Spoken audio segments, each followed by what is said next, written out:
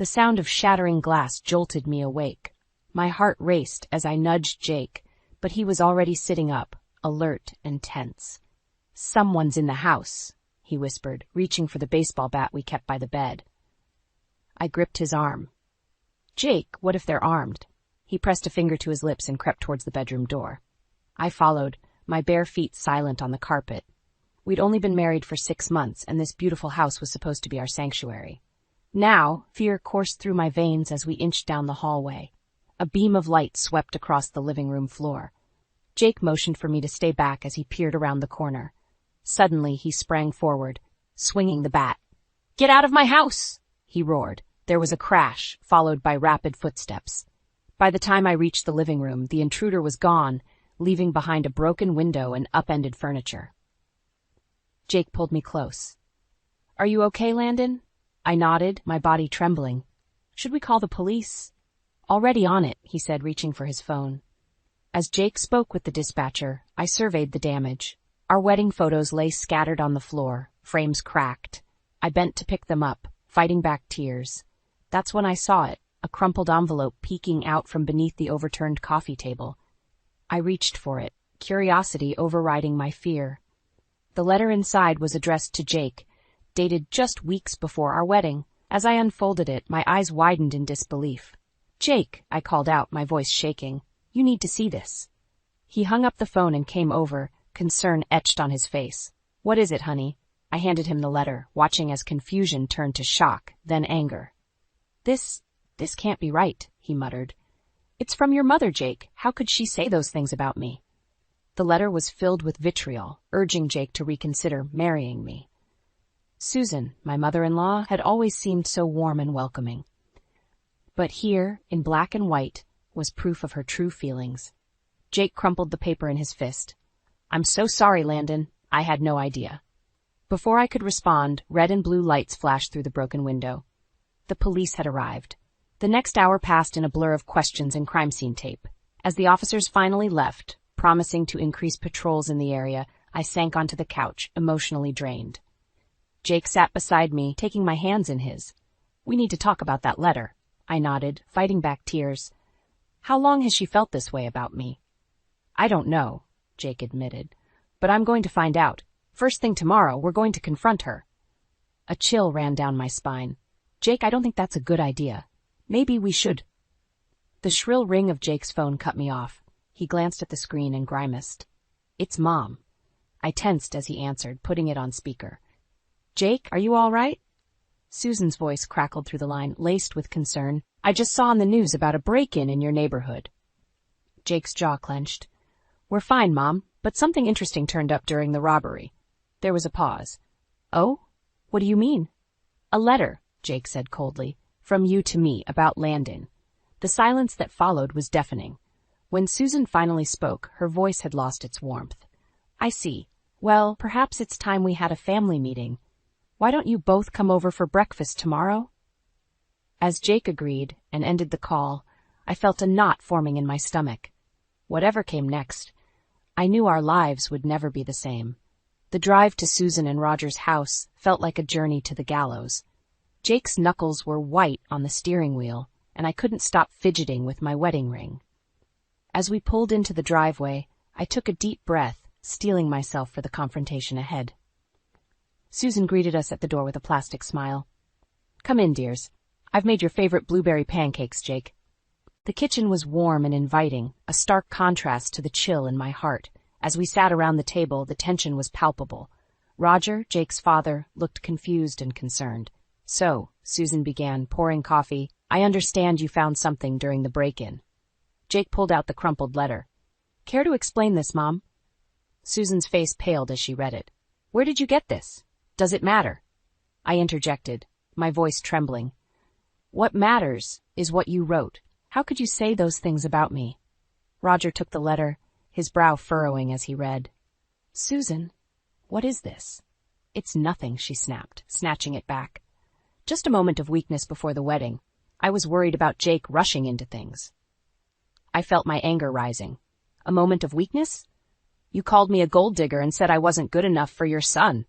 "I was protecting my family," Susan retorted, her mask of politeness slipping.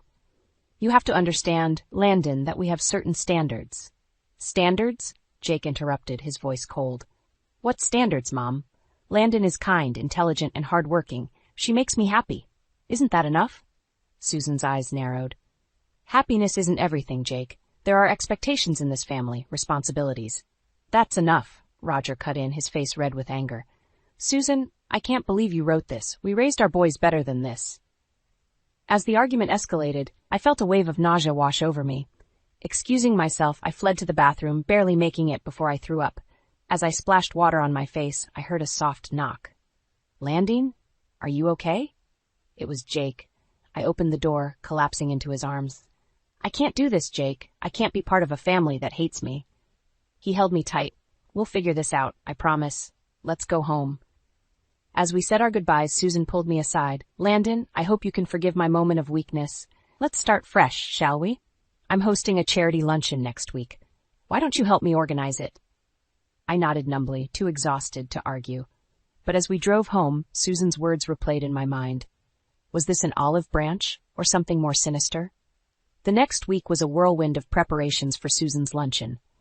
She called constantly with demands and changes, each one more unreasonable than the last. By the day of the event, I was running on fumes. As I arranged flowers in Susan's immaculate living room, she swept in, frowning. Oh no, those won't do at all. I specifically asked for peonies, not roses. But you said— Never mind what I said, she snapped. Just fix it. And while you're at it, the tablecloths need to be pressed again. Really, Landon, I expected better from you. I bit my tongue, fighting back tears of frustration. As I struggled with the heavy iron, I overheard Susan on the phone. Yes, she's here now. No, don't worry, I have it all under control. By the time I'm done, Jake will see her for what she really is. My hand slipped and the iron clattered to the floor. Susan whirled around, her eyes cold. Is there a problem, Landon? I straightened up, my heart pounding. No, Susan. No problem at all.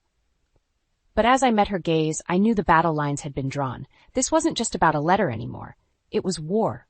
The charity luncheon was in full swing, and I was running on fumes. As I refilled water glasses, my eyes caught sight of Elsie, Jake's younger brother's wife, gliding effortlessly through the crowd. Susan's arm was linked with hers, both women laughing as if they were lifelong friends. Landon, dear. Susan's voice cut through the chatter. We need more hors d'oeuvres. Chop, chop! I gritted my teeth and headed for the kitchen, my cheeks burning with humiliation. As I loaded the tray, I overheard Susan's voice from the adjacent room. Elsie, you're such a natural at this. I'm so glad Michael married you. You're exactly what this family needs. My hands trembled, nearly dropping the tray. I steadied myself and walked back into the living room, plastering on a smile as I offered appetizers to the guests. Oh, Landon, Susan called out, waving me over. Come meet Mrs. Worthington. She's on the hospital board with me. I approached, balancing the heavy tray. Susan's eyes narrowed as she looked me up and down. This is Jake's wife, she said, her tone dismissive. She's still learning the ropes of our social circle. Mrs. Worthington gave me a pitying look. Well, dear, I'm sure you'll catch on eventually. It just takes some people longer than others.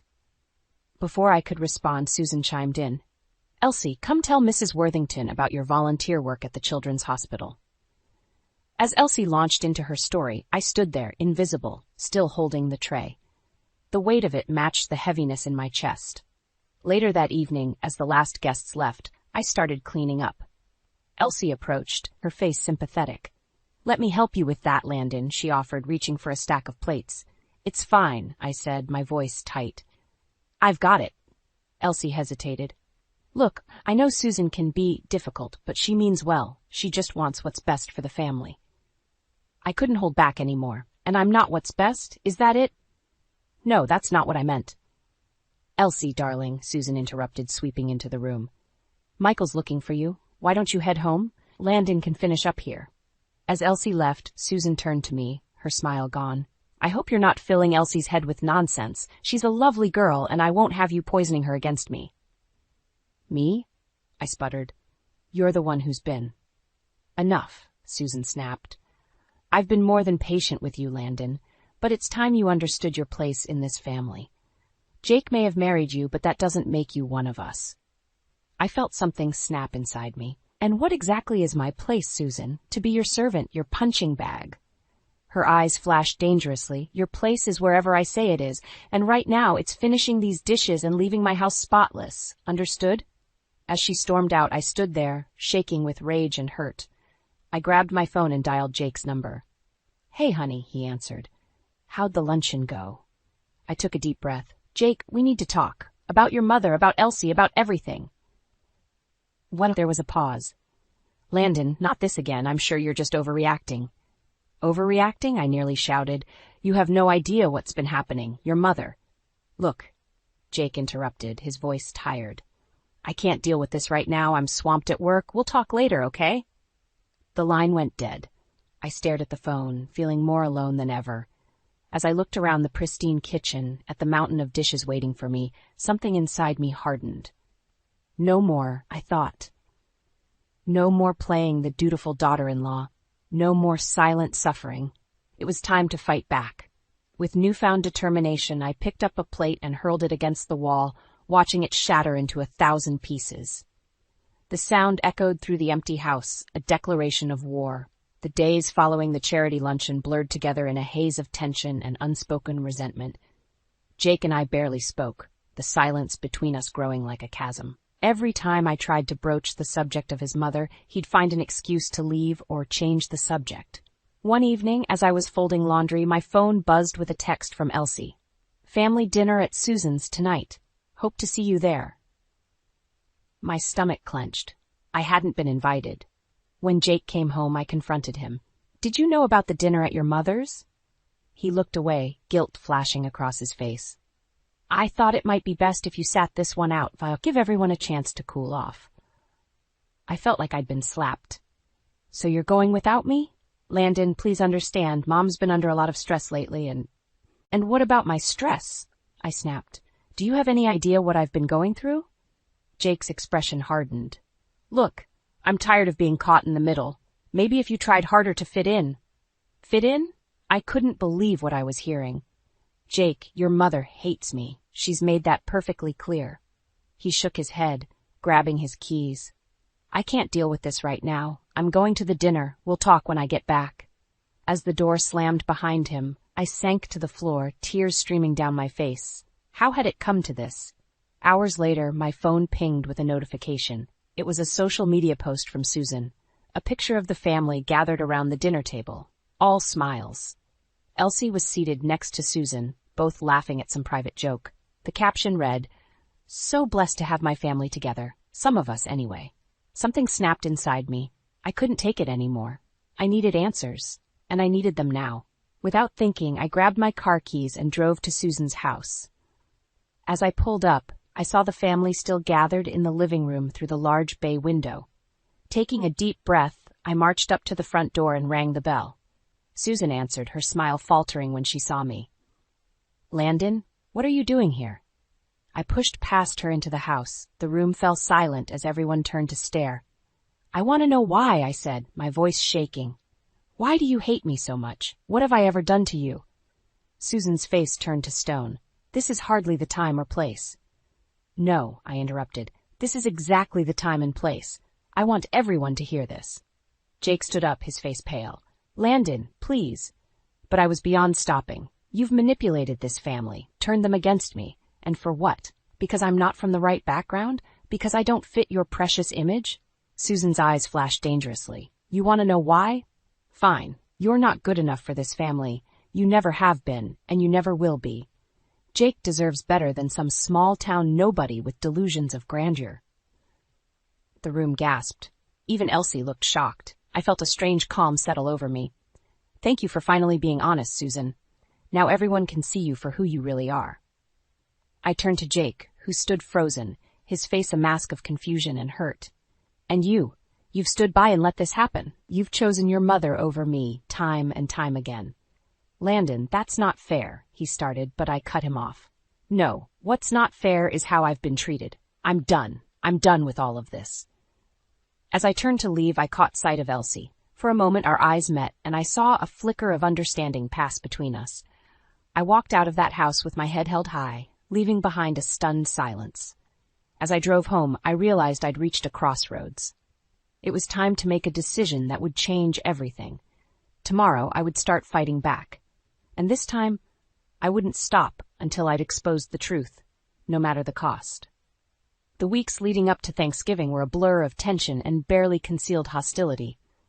Jake and I were like strangers in our own home, tiptoeing around each other, afraid to shatter the fragile peace. When Susan called to discuss Thanksgiving plans, I braced myself for the worst. "Landon, dear." Her saccharine voice dripped through the phone. "I'm sure you'll want to handle all the cooking this year. It's about time you proved yourself useful to this family." I gritted my teeth. "Of course, Susan. I'd be happy to." What followed was a barrage of demands, specific recipes, elaborate table settings, a guest list that seemed to grow by the hour. With each passing day, the weight of expectations crushed me further. The night before Thanksgiving, I was up past midnight, prepping dishes and checking lists. Jake wandered into the kitchen, bleary-eyed. "Honey, come to bed. You're working yourself too hard." I laughed bitterly. "Oh, now you notice? Where was this concern when your mother was piling all this on me?" He sighed, running a hand through his hair.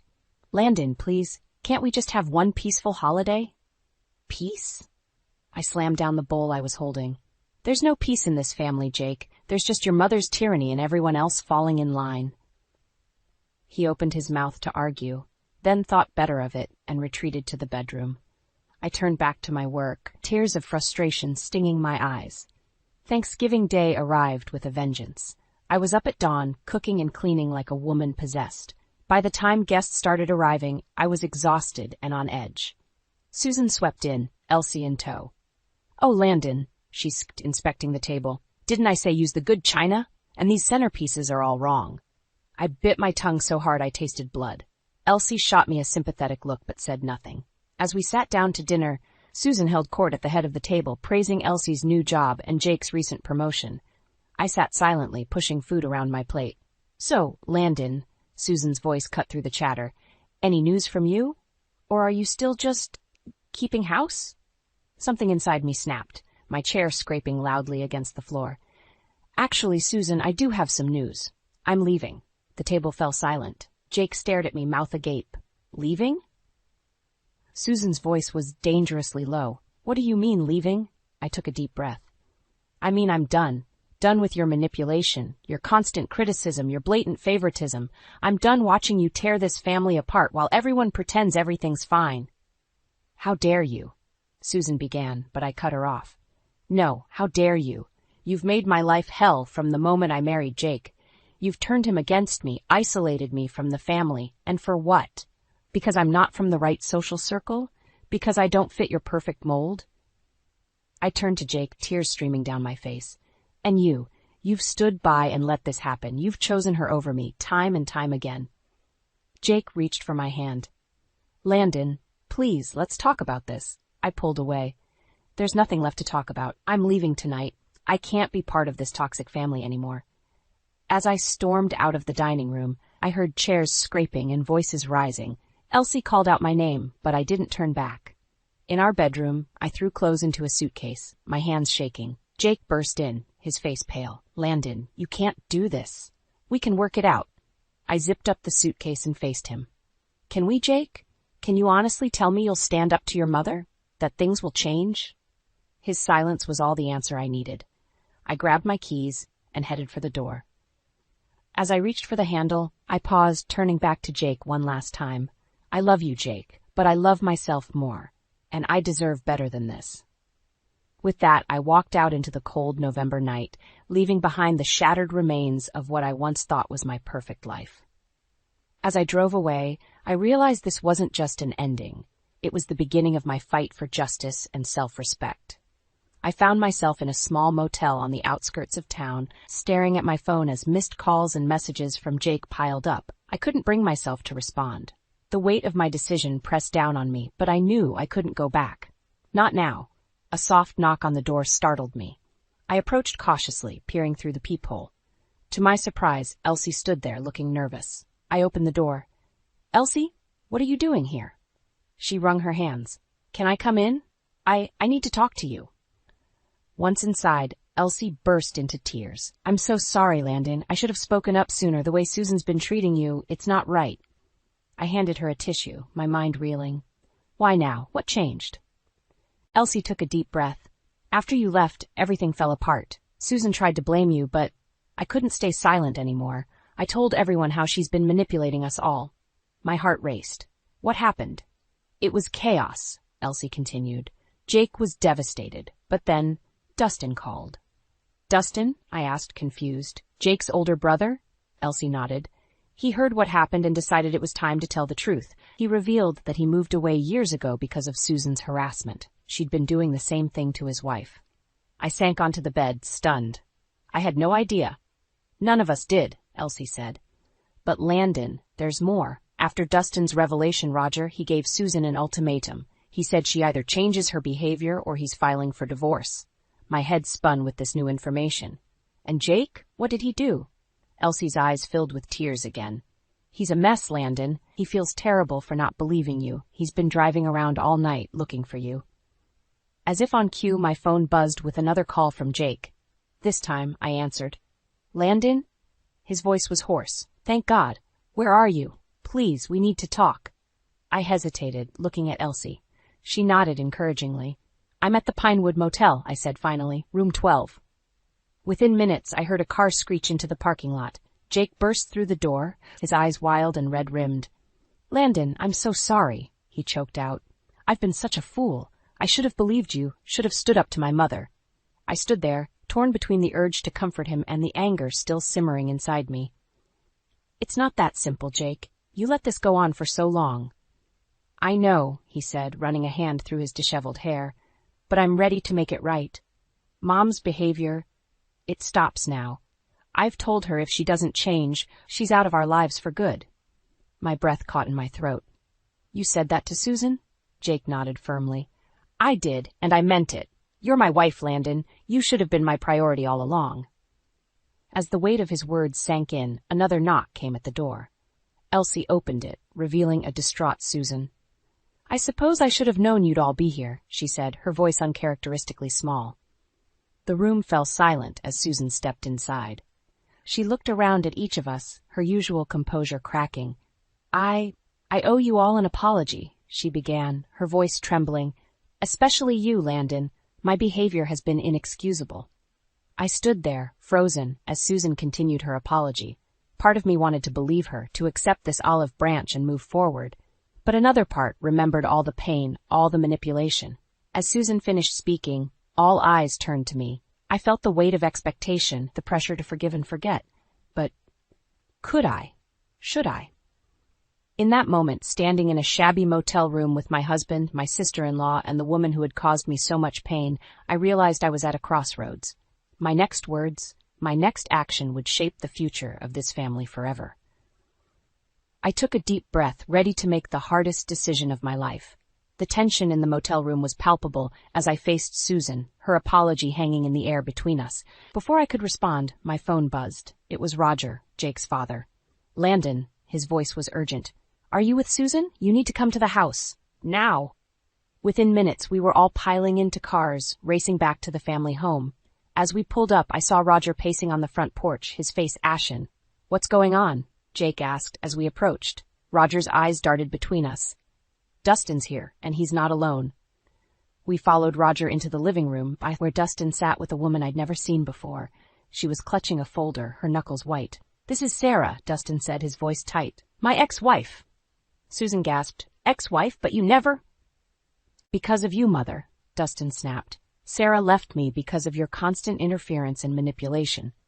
Sarah stood, her hands shaking. I'm sorry to do this, but people need to know the truth. She opened the folder, revealing a stack of letters. These are from Susan, spanning years. They detail her plans to drive me away, to control Dustin's life, to manipulate the entire family. The room erupted into chaos. Jake snatched a letter, his face paling as he read. Elsie burst into tears. Roger slumped into a chair, looking defeated. Susan's facade finally cracked. You don't understand, she wailed. I was protecting my family. I had to make sure they married the right people, that they lived the right lives. By destroying those lives, I found my voice, anger surging through me. By tearing apart your own children's marriages? Roger stood suddenly, his voice quivering with rage. Enough, Susan. This ends now. Either you agree to counseling and make amends with everyone you've hurt, or I'm filing for divorce. Susan's eyes widened in shock. Roger, you can't mean that. After all these years... All these years of what? Roger shouted. Lies, manipulation. I won't stand for it anymore. As the arguments escalated, I felt a strange calm settle over me. I looked at Jake, saw the pain and confusion in his eyes, and knew what I had to do. Stop, I said, my voice cutting through the noise. Just stop. All eyes turned to me. This isn't about choosing sides anymore, I continued. It's about healing. Susan, what you've done is unforgivable. But holding on to this anger, this resentment, it's destroying all of us. I turned to Jake. I love you, but I can't come back. Not yet. We all need time to process this, to heal. Jake nodded, tears in his eyes. I understand. I'll do whatever it takes to make this right. I looked at Susan, who seemed to have aged years in the past hour.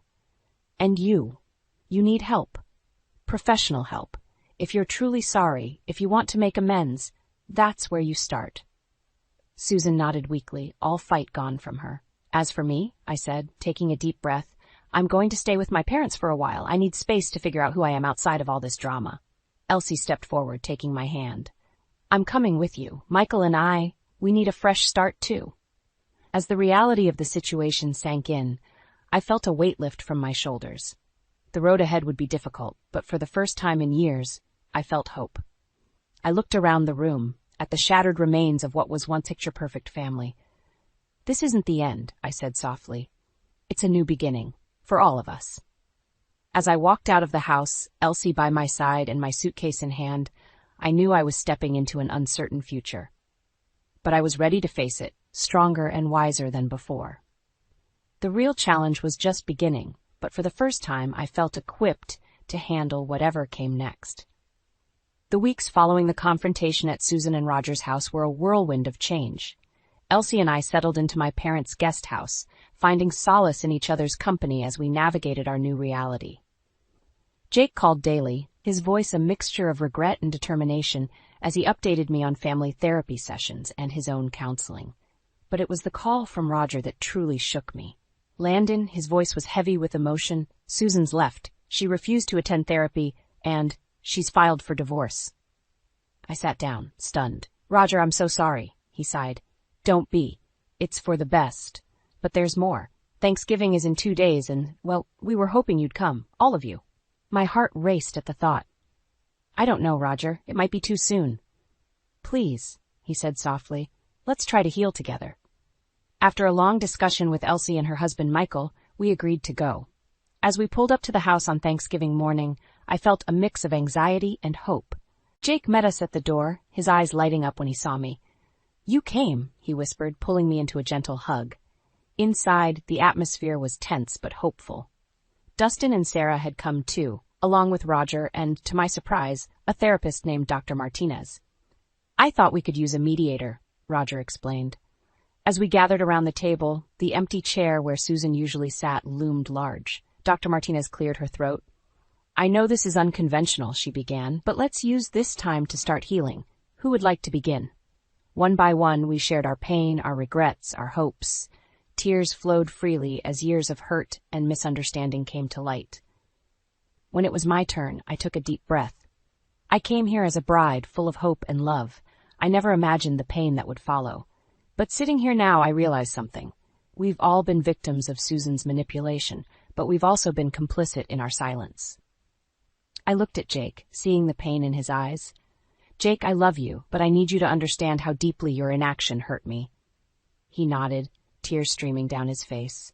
I know, Landon, and I'll spend the rest of my life making it up to you, if you'll let me. As the conversation continued, I felt a shift in the room. The air seemed lighter, as if a heavy fog was finally lifting. Dr. Martinez smiled. This is just the beginning, but it's a powerful start. Now, why don't we enjoy this meal together, as a family? As we passed dishes and shared stories, I felt a warmth I hadn't experienced in years. It wasn't perfect, the wounds were still fresh, but it was a start. After dinner, Jake pulled me aside. Landon, I know I have a lot to make up for, but I want you to know I'm committed to change. To us, When you're ready, I'll be here. I squeezed his hand, a small smile on my face. I know, Jake, and I want to work on us too.